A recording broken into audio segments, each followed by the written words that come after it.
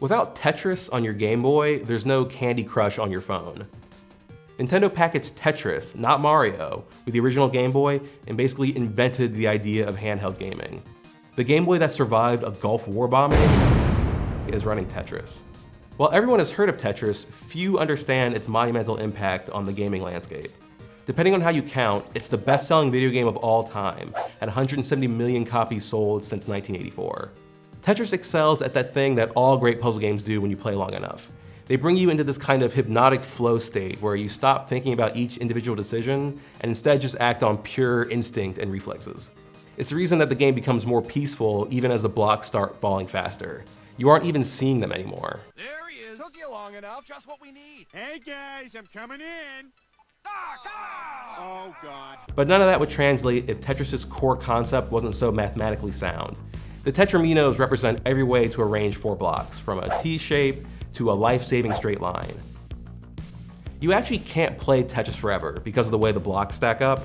Eventually the S and Z blocks would create too many uneven lines to overcome. But part of the beauty of Tetris is that you always feel like you could play forever if you were just smart enough or fast enough, so you stay hooked.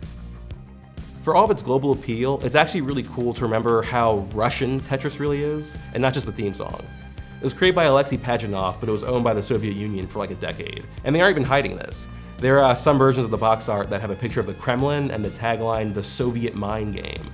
And there's something about efficiently stacking blocks that feels like you're doing smart and proud work for some kind of populist labor revolution. It's like constructivist art.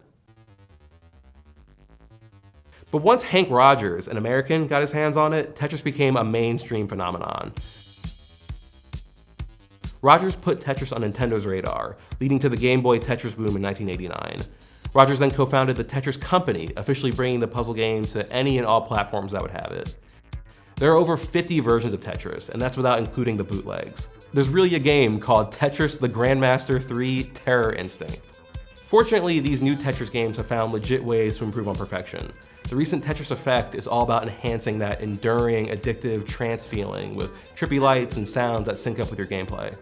And other spin-offs like Tetris DS and Puyo Puyo Tetris have tried to make that familiar Tetris formula feel fresh again. It's called Trestling. It combines the physical strength of arm wrestling with the mental agility of Tetris into the ultimate sport. Tetris's legacy is basically the entire puzzle genre. If you haven't played it, your understanding of a fundamental piece of video games is basically incomplete. And if that's not a game to play before you die, I don't know what is.